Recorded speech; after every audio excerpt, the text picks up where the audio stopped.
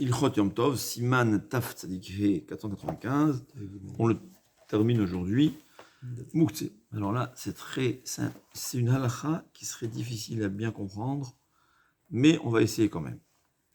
Il y a Mouktsé. C'est quoi Mouktsé? C'est qu'on n'a pas le droit de déplacer. Il faut savoir qu'il y a deux sortes de Mouktsé. La majorité de nous, on appelle Mouktsé. Le Mouktsé, c'est un nom emprunté. Parce que Mouktsé, ça veut dire quelque chose qui a été exclu de ma tête.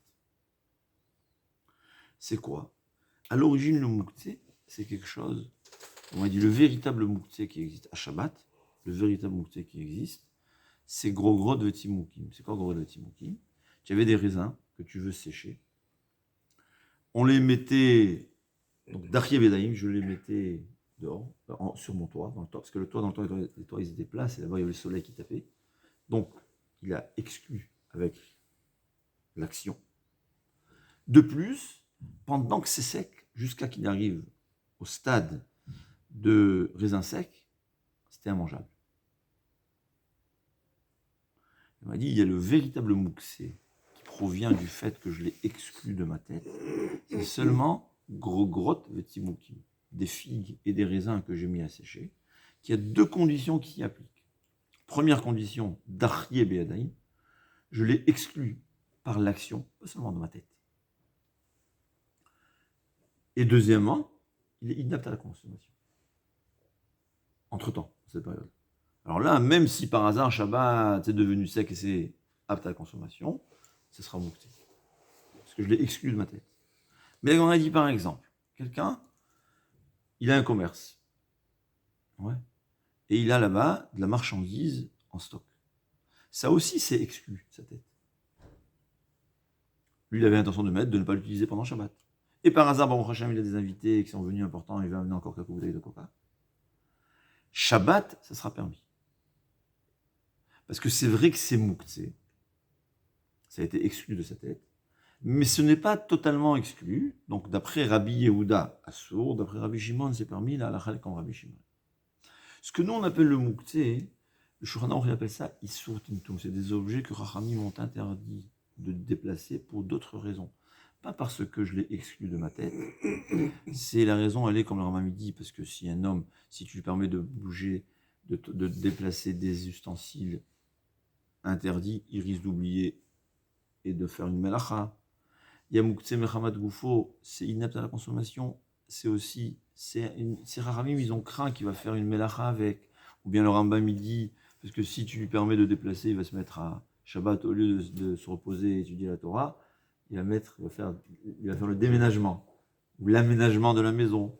C'est des raisons différentes. Ça s'appelle Issur Tintum. Mais le Mouktsé, l'exemple qu'on a, on l'a dit, c'est par exemple, j'ai un entrepôt qui a été exclu de ma tête, mais comme il n'a pas été, il est raoui, c'est pas comme les gros grottes Timoukim, Shabbat c'est permis.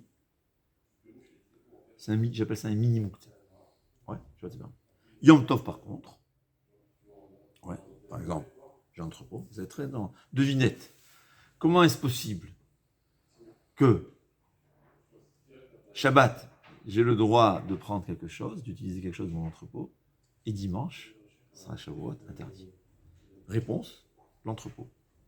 Ça veut dire, bien que Mouktsé, Shabbat, le Mouktsé qui provient de l'exclusion de ma tête, est permis Shabbat, Yom Tov, c'est interdit. Pourquoi?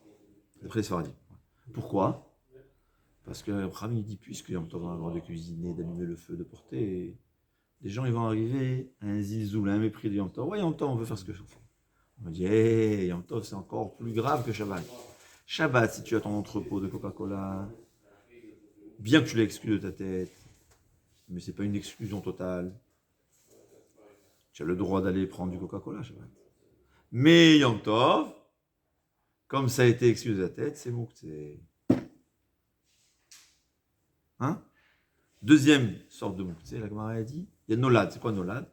Quelque chose qui est nouveau. Alors, le Nolad total, quelque chose qui n'a jamais existé, qui tout d'un coup est né à Shabbat, c'est Assour même Shabbat. Mais il y a un mini Nolad. Rappelez-vous, il y a le mini Mouktsé, le mini Nolad. C'est quoi le mini Nolad? Et moi, elle dit, j'ai mon poulet. On mange le poulet, il reste des os. Ouais. est-ce que j'ai le droit de le donner à mon chien? Alors, Shabbat, comme c'est un mini nolad, c'est permis. Ça existait déjà avant. C'est-à-dire, jusqu'à présent, le los, il existait sur Terre, mais il était, on va dire, considéré comme une part de poulet, donc apte pour la consommation humaine. Maintenant que j'ai enlevé le poulet, on voit l'os, c'est un peu nolad, c'est un peu quelque chose de nouveau qui n'existait pas jusqu'à présent. Tout d'un coup, j'ai un os devant moi. Shabbat, d'après Rabbi Yehuda, c'est moukhtse, c'est nolad. D'après Rabbi Shimon, c'est permis. Là, la chel est comme Rabbi Shimon, c'est permis. Donc j'ai le droit de prendre ces os et de donner à mon chien. Mais Yom Tov, puisque nolad est interdit, le mini nolad, j'aurais pas le droit de donner à mon chien. C'est vrai qu'on a le droit de débarrasser la table, parce que tout ce qui dégoûte, même s'il est mouktsé, on a le droit de le déplacer. Mais là, je prends la map en plastique, enfin, je ne sais pas si ça existe en France. Ouais, en plastique, tu mets tout à la poubelle. C'est possible que si j'ai un morceau, c'est une halakha, si j'ai un morceau d'os qui est sur la table, que je veux déplacer parce que ça me dégoûte, puisqu'il est dans ma main, je peux aller le donner à mon chien. Mais je n'aurai pas le droit de débarrasser. Par exemple, si c'est déjà dans la poubelle ou dans un endroit qui ne me dégoûte pas, je n'ai pas le droit de prendre les os et les donner à mon chien. Donc, c'est-à-dire qu'il y a certains mouktsés que bien qu'ils sont permis Shabbat, certains mouktsés, je précise, certains mouktsés, que bien qu'ils sont mouktsés mechamat mious, quelque chose qui dégoûte. Anus al-Gemara, elle dit, la Gemara, elle parle, dans le temps, il y avait le nerf, c'est pas la bougie, je traduis la bougie, vous savez, c'est l'ustensile dans lequel il y avait de l'huile. Non, pas une. Hein? Une lampe à huile. Une lampe, très bien, une lampe à l'huile. Et on avait dit, c'est sale. Quand c'était en argile, c'est mouktsé mechamat mious. Mious, ça veut dire quelque chose qui dégoûte. Alors normalement, d'après Rabbi Yehuda, c'est mouktsé, parce que c'est quelque chose qui est maous, c'est un homme, il exclut de sa tête. Mais d'après Rabbi Shimon, c'est permis. La halacha Shabbat, comme Rabbi Shimon. Mais Yom Tov, on est mahmir, et ça sera interdit. Ouais. En vérité, les deux cas qui arrivent, qui peuvent arriver, c'est le cas d'un aliment qui est dans un entrepôt, ou le cas des os de poulet, des os de viande, que Yom Tov, ils seront mouktsé, et Shabbat, ils seront permis. Donc, c'est des exemples. D'autres exemples, je n'ai pas en tête des cas qui sont concrets. Ouais, par exemple, le mouktsé mechamat mi'ouz, dans le temps, c'était concret. Parce que on avait des lampes à huile, alors tu as le droit de l'utiliser pour allumer, rien d'autre. Ouais. Mais les exemples concrets, c'est les deux exemples que j'ai trouvés. On va voir maintenant Shulchan Aruch. Mouktsé. Le mouktsé, comme on a dit, le mini mouktsé qui vient de l'exclusion de la tête, pas le mouktsé de Klishim Lartoli Issou, mouktsé mechamat Boufo, ça c'est qu'on a vu à Shabbat. Le mouktsé qui provient de l'exclusion de la tête, Af alpi shemutar be Shabbat, bien qu'il ait permis le jour de Shabbat, et chemirubo be Yom Tov aseruhu, on l'a interdit pendant Yom Tov. Pourquoi? Pour ne pas arriver au mépris, pour ne pas consommer Khalel Shabbat, parce que les gens ils vont se dire, Yom Tov c'est pas grave, ouais, on a le droit de cuisiner. Enfin, on a interdit ce qui aurait dû être permis, justement, pour remettre les pendules à l'heure, pour s'imaginer, pour comprendre que Yom Tov, tout ce que Chachamim ont interdit, c'est interdit. C'est vrai que c'est moins grave que Shabbat, c'est Chayav Malkout, ouais. C'est pas Shabbat, c'est Chayav Skila, c'est Karet et Skila Rachman Zlan. Yom Tov, c'est seulement Malkout, c'est vrai, mais ça ne veut pas dire que c'est permis. Ouais. Et il y a qui permettent Mouktsé Mam Yom Tov, c'est la vie du Rama des Ashkenazim. Concrètement parlant, c'est une marloquette. Est-ce que le Rama, il est interdit? Parce qu'il ramène Veyesh, Meyam Mitirim. Est-ce qu'il veut dire que c'est permis totalement le Mouktsé? Et donc, j'aurai le droit de prendre le Coca-Cola de mon entrepôt. Ou bien, il veut dire, il y a qui permettent, donc si c'est pas vraiment nécessaire, ne le fais pas. C'est une discussion de la vie des Ashkenazim. Un Ashkenaz devra demander à son Rav comment le faire. En principe, c'est permis d'après les Ashkenazim, mais il y a qui interdisent même d'après les Ashkenazim. Aval nolad, assour les divrayam afilou b'shabbat. Mais même ceux qui permettent le mouktsé, ils vont interdire le nolad, comme on a dit, pas le véritable nolad. Nolad, ça veut dire quelque chose qui est né, Shabbat. Pas le véritable nolad. On parle d'un nolad qui est le mini nolad, comme on a dit, qui est comme les os qui étaient dans le poulet, c'était sur terre, mais c'était pas dévoilé. Donc c'est comme si quelque chose, nolad, ça veut dire né. Quelque chose qui est né. Un enfant, quelque chose qui n'a jamais existé sur. Tout d'un coup, il est venu, par exemple, en général, on dit l'eau de la climatisation. Dans la clim, il y a de l'eau là-bas, ça sera nolad. C'est ça sûr que ce soit Shabbat ou que ce soit Yom Tov. parce que c'est quelque chose qui n'a jamais existé, qui est né nouveau-né à Shabbat. Donc, c'est quelque chose que je ne l'ai pas préparé dans ma tête avant Shabbat, il est exclu totalement de ma tête, c'est interdit. Mais un olad comme les os de poulet, comme on a dit, qui était sur terre, mais seulement c'était enveloppé, faisait partie d'un morceau de viande, donc c'était en fait plutôt considéré comme de la viande, que c'est un mini nolad. Là, il dit nolad, ça sera assour les divrém afilou. Aval nolad assour les divrém afilou be Shabbat. C'est interdit que ce soit Yom Tov, que ce soit Shabbat, mais là il parle. Non, alors je crois que c'est une petite erreur de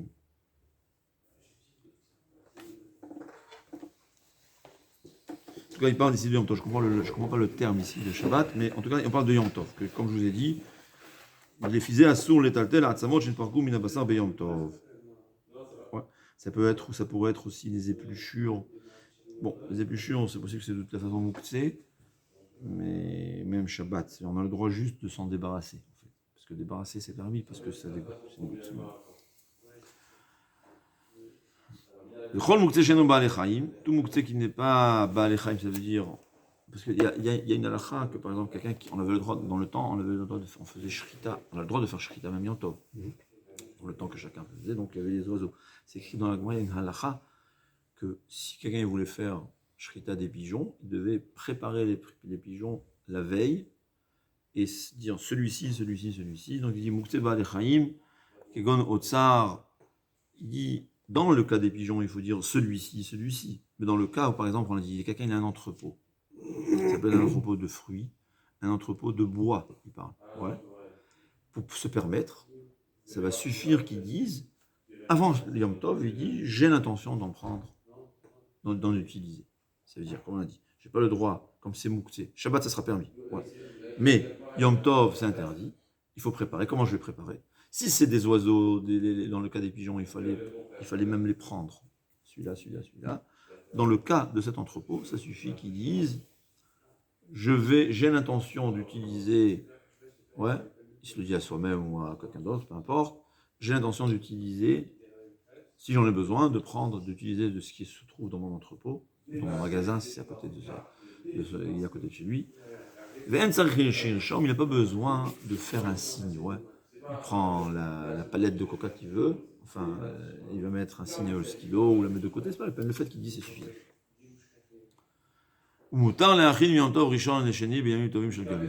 Très intéressant. Il dit le Shulchan Aruch, il dit le Rama, c'est-à-dire, par exemple, il y a 2 jours de Yom Tov. Tout d'un coup, le premier jour, il se souvient que demain, il a des invités, il n'a pas suffisamment de coca. Comment faire pour prendre l'entrepôt? Il a le droit, le premier jour de Yom Tov, dire je vais prendre demain. Ouais. Parce que c'est juste une parole. Il y a des limites. C'est juste une parole, ça sera permis. Pourquoi? Parce que mais Karadine, on considère que c'est Sfeka de Yoma. En fait, pourquoi on fait 2 jours? On a un doute. Théoriquement. Aujourd'hui, c'est différent, on verra. Ouais. Théoriquement, on a un doute. Donc, si aujourd'hui c'est Chol, c'est pas Yom Tov, je prépare du Yom Tov pour demain qui est Kodesh. Et si demain c'est Chol, j'ai le droit d'utiliser. Donc demain, Nafshin, ça va suffire. Si je veux faire une action, par exemple, si par exemple on avait besoin de marquer, de mettre de côté, alors là, le fait qu'il fait une action, si c'est aujourd'hui Yom Tov, c'est pas bien. C'est une préparation pour le jour de Chol. Mais étant donné que c'est juste par la parole, il peut le premier jour dire j'ai l'intention demain d'utiliser ce que j'ai dans mon truc. On a terminé l'introduction au Ilchot Yom Tov, parce qu'après on verra que dans les détails, Bezat Hashem, mais quand même on est Siman Taf Tzadik Vav, Dîner Yom Tov Sheni Shel Galuyot, les halachot de Yom Tov Sheni. Ouais. C'est-à-dire, il faut comprendre une chose. À l'origine, commençait le calendrier juif, c'est-à-dire la Gemara dit le mois, d'après dans la Torah, le mois lunaire, il fait 29 jours, 12 heures et des poussières. Ouais. Chachamim, il savait à la seconde près, je dirais au 10e de seconde près, le cycle lunaire. Le cycle lunaire, c'est une moyenne. C'est-à-dire, il y a des jours de différence, en fait. Il y a des mois où ça serait, le cycle il va prendre 28 jours, et il y a des mois où il va prendre 30 jours. C'est quoi le cycle lunaire? Quand la Lune se retrouve au même endroit. La moyenne, La moyenne, Chachamim nous disent, c'est 29 jours, 12 heures, Veta. J'ai un problème de mémoriser le chiffre exact, 890 et quelques Chalakim, c'est-à-dire partie d'heure. C'est au dixième de seconde près. La Gemara a dit qu'il y a seulement Akadosh Baruch Hu qui a créé le monde qui pouvait nous dévoiler ce secret. Le calendrier des catholiques, ils ont dû faire un réajustement, parce que si on s'était trompé d'une minute, en 3000 ans, ça fait 3000 minutes. Et vous allez être étonné, et c'est pas qu'on n'a pas besoin de preuves, on n'a pas besoin de preuves. La NASA arrive à la même conclusion que la Torah. C'est-à-dire, on a besoin des satellites. C'est très intéressant. Il y a quelques différences de quelques dixièmes de seconde ou quelques secondes, mais au fur et à mesure où la NASA réajuste le temps, ça se rapproche de la Torah, et vous allez voir que tôt ou tard, ils vont arriver exactement à ce que la Torah nous enseigne. On a dit c'est une des preuves que la Torah a été donnée par le Créateur. C'est lui seul qui savait, il y a 3300 ans, exactement la moyenne, au dixième de seconde près, la moyenne du cycle lunaire. Donc, étant donné que le mois lunaire, c'est 29 jours et demi en moyenne, donc il y aura parfois des mois 29 jours, parfois des mois de 30 jours. Aujourd'hui, Rabbi Yehuda Hanassi, c'est pas le Rabbi Yehuda Hanassi, l'auteur de la Mishnah, c'est son arrière-petit-fils. Comme il a vu dans le temps comment ça se passait, il a fixé, j'ai fait le désordre, je m'excuse, dans le temps comment ça se passait, c'était à vue d'œil. Il y avait le Bédine à Jérusalem, il y avait deux témoins qui venaient, on a vu la nouvelle lune, donc on commençait Rosh Chodesh. Donc parfois, le mois faisait 29 jours, parfois 30 jours. Et on ne pouvait pas savoir d'avance. Donc, qu'est-ce qui se passait? Il y avait, on annonçait, on ne pouvait pas annoncer par Internet, ni par téléphone. On ne pouvait pas annoncer ni par téléphone, ni par aucun autre moyen. Ouais. Il y avait la première étape, comment on annonçait. Et on avait dit, on faisait des chalumeaux. Il y avait d'une montagne, on allumait des chalumeaux, il faisait en signe, monter en haut. Bon, ça a l'air de, je ne vais pas dire, mais parce qu'on m'avait dit, parce que pour ne pas qu'on s'imagine que c'est des étoiles. Ouais. Et la première montagne, vous voyez, ça veut dire le 29 jours au soir, il y avait un doute. Ouais. Ou peut-être le 30 jours même, c'était mieux encore, c'est le 30 jours. La fin du mois, le 30 jours, quand on allumait le chalumeau, il savait que ça veut dire que Chachamim avait décidé que le mois c'était 29 jours. Et on a dit jusqu'à que tout ça passait, on prévoyait, le 30e jour, il y avait un doute, il y avait des guetteurs sur chaque sommet de montagne, ils voyaient la première montagne qui allumait ce chalumeau, il allumait, et à tour de rôle, c'était en bout de quelques heures, il y avait, on a dit, toute la Gola, c'était jusqu'à Babylone dans le temps maximum, était illuminée par ces feux. C'était le signe de Rosh Chodesh. Dès qu'il y avait les Tzedukim, c'est ceux qui ne croyaient pas à la Torah Sheba'al Peh, eux, ils allumaient le feu pour faire des erreurs, pour induire en erreur. D'ailleurs, jusqu'à présent, les Tzedukim, ça existe, et eux, ils ont 3 calendriers. Chez eux-mêmes, comme ils sont restés au même système ancien, ils ont 3 possibilités. Leur Pessah à eux, il y a 3 possibilités. Chez eux-mêmes, ils sont partagés en 3. Ouais. Donc, on rappelle, le mois, il est parfois 29 jours, parfois il est 30 jours. Comment on savait? Comment on pouvait? Il fallait que le Bet Din décide, le Bet Din qui décidait de Rosh Chodesh, même si par erreur il avait fait une erreur, Akadosh Baruch Hu, il décidait ce que le Bet Din décidait. Par le témoignage, on a vu la nouvelle lune. Comment on pouvait annoncer à toutes les autres villes de Jérusalem, parce que le Bet Din était à Jérusalem, toutes les autres villes d'Eretz Israël, et même la Gola, en Babylone. Comme on a dit ce système, il y avait des guetteurs au sommet, le 30e jour, au sommet de chaque montagne. On allumait. Dès qu'il y avait les Tzedukim qui nous ont fait des problèmes, qu'est-ce qui se passait? On envoyait des gens. Il fallait envoyer des personnes sur cheval, 30 km/h maximum, même pas, je crois. Ouais.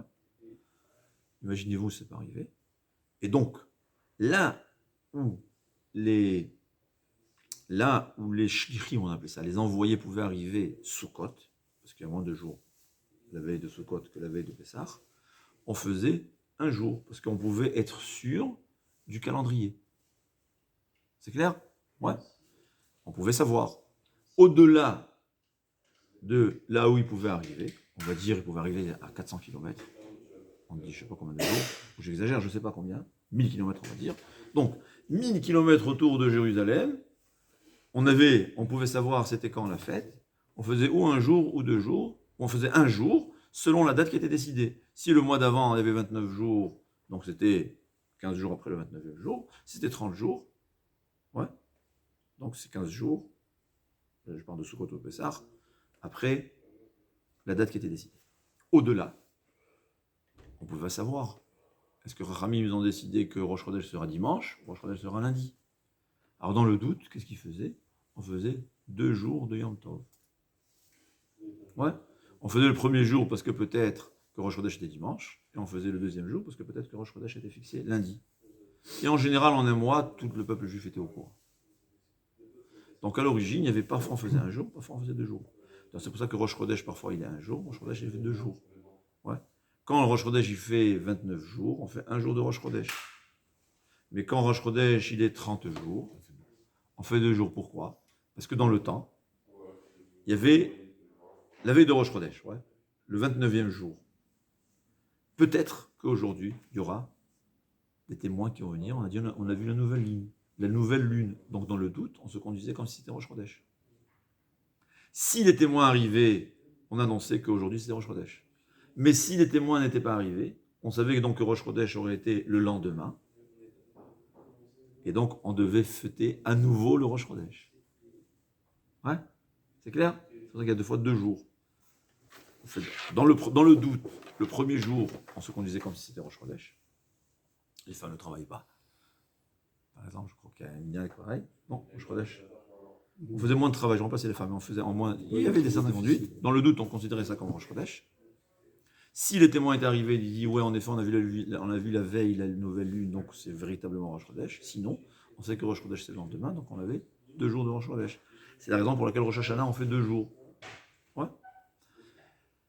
Pour Pessah et Sukkot, c'est 15 jours après. Donc tous ceux qui habitaient à moins de 15 jours de marche ou de cheval de Jérusalem, ils faisaient à la date exacte la fête. Ceux qui habitaient au-delà des 15 jours, dans le doute, ils faisaient 2 jours. Parce que peut-être Rosh Chodesh c'était le dimanche, donc aujourd'hui c'est Pessah. Peut-être Rosh Chodesh c'était lundi et demain. Donc on faisait 2 jours. Rabbi Yehuda Nassi, le petit-fils, l'arrière-petit-fils de Rabbi Yehuda, Rabbi Yehuda il s'appelait, il a vu qu'on va aller en Galoute, il n'y aura plus ce problème-là, il n'y aura plus cette possibilité d'un Beddin qui va fixer le calendrier. De plus, il y aura un Beddin aux États-Unis, ou un Beddin dans le temps, au Yémen, et un Beddin, on aura 3, chacun fera sa fête à sa date, comme il se passe chez les Tzidoukim aujourd'hui. C'est les Shomronim qu'eux ils suivent comme à l'ancienne, il y a 3 calendriers. Donc il a sanctifié le calendrier jusqu'à la venue du Mashiach, jusqu'à l'an 6000, l'an 7000. Ouais. C'est-à-dire aujourd'hui, normalement, pour que Rosh Chodesh soit saint, il faut que le Beit Din dise le Kudash. Lui, il a cette puissance-là de sanctifier. Et pour justement, il connaissait le calcul exact, ce Sod Haïbour, le secret du calcul exact de la Lune, le calcul exact du système solaire aussi. Il fallait connaître l'astronomie comme la NASA aujourd'hui la connaît avec les satellites, parce que si tu te trompes d'une minute, imaginez ce qui va se passer. Et il a sanctifié les mois jusqu'à la venue du Mashiach. Et donc il y a 6 sortes d'années, justement pour résoudre tous les problèmes. Il y a des fois des années où on fait 29-30, 29-30, 29-30, les jours de mois. Des fois, il y a Cheshvan et Kislev, les deux ils sont 29 jours. Des fois, Cheshvan et Kislev, ils sont les deux 30 jours. Et en général, c'est 29 et 30 pour justement les poussières qu'il y a. Parce que, comme on a dit, c'est 29 jours, 12 heures et des poussières. De même, il y a les années embolismiques, on appelle ça, je pense, de mois. C'est des cycles de 19 ans, il faut savoir. Sur des cycles de 19 ans, il y a certaines années qui ont été fixées embolismiques. Ça, c'est pour une autre raison, pour que Pessah soit au printemps. Toujours à la même date. Voilà, c'est toujours la même période. La même période. Donc normalement, une fois qu'on a le calendrier, dans tout le monde, on devrait faire un jour, parce qu'on connaît c'est quand Pessah. Mais écoutez, premièrement, on voit la force de Chachamim. Il faut savoir une chose. Une fois que Chachamim ont institué 2 jours, toute la Kedusha qu'il y avait, que Hachem a donné le premier jour, la même sainteté arrive les 2 jours. C'est la force de Chachamim. Akadosh Baruch Hu, il a donné la Torah. Si les Chachamim ne font pas, ce qu'ils décident s'applique à condition qu'ils décident sincèrement. Parce que Hachem, il recherche la volonté d'Hachem, et ils disent, nous on comprend que maintenant c'est ça la volonté d'Hachem, Hachem il va se plier à ce que Chachamim il décide. Celui qui se dit, ah Hachem va donner le pouvoir, alors je fais ce que je veux, ben c'est un picoros, ouais, c'est pas de ça qu'on parle. On recherche la volonté d'Hachem, il y a des fois des discussions, mais il y a des façons comment trancher. Ce que Chachamim ils ont institué, il l'institue dans le ciel. La Kedusha de Pessah, elle existe 2 jours. L'El Shimurim, c'est un jour protégé, c'est 2 jours. La Gemara dit que normalement, puisqu'on a un calendrier à perpétuité jusqu'à le Mashiach, évidemment, on aurait dû faire un seul jour. La Gemara dit, il y a une crainte. Am Israël, c'est des fous d'Hachem. On dit, bah, nous, aujourd'hui, on connaît le calendrier, mais peut-être que notre calendrier, il va se perdre. Ou bien peut-être que qu'il y aura un avis, il y aura le Bédine à nouveau, on va refaire selon la vie. Et on risque d'arriver à un nouveau problème.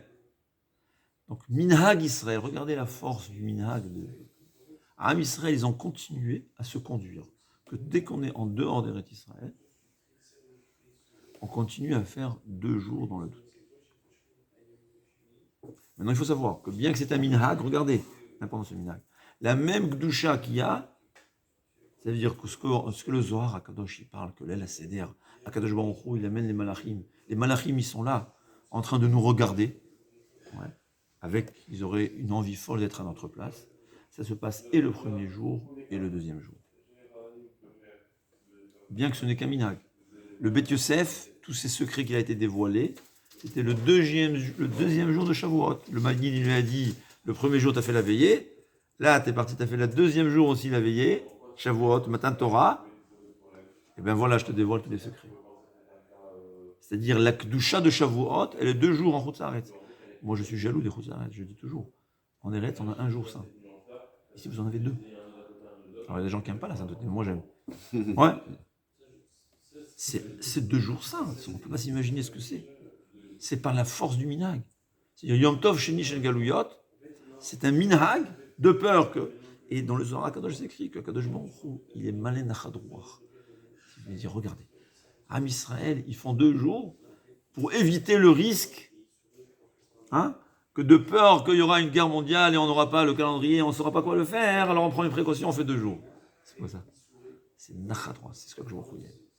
On lui montre qu'on ne fait pas les mitzvot parce qu'il nous a obligés. On l'aime et on sait que ça lui fait plaisir. On ne veut pas prendre le risque tellement lointain. Donc, il faut savoir. Yom Tov Sheni Shel Galuyot, provient du minhag de Am Israël, Kedoshim. Les Israéliens sont des Kedoshim, il faut savoir, tout leur Am Israël, c'est des Kedoshim. Am Israël, Kedoshim, de peur que le calendrier va revenir au système ancien où on va perdre le calendrier. Dans le doute, on fera 2 jours. Donc, on s'entraîne à faire 2 jours dans le chaos. Mais la Kedusha, la sainteté, elle existe. Celui qui transgresse Yom Tov Sheni Shel Galuyot, je le plains. C'est pas parce que c'est des rabbanan, alors ça y est. Comme on a vu, il y a la sainteté. Il y a la sainteté qui existe ce 2 jours-là. C'est grave. Quand il dit quelqu'un qui dit c'est des rabbanan, donc je laisse tomber, c'est très grave. Il faut savoir, c'est ça, Yom Tov Sheni Shel Galuyot, c'était au fait une introduction. Alors, Siman, Taf Tzadik Vav Be'ezrat Hashem.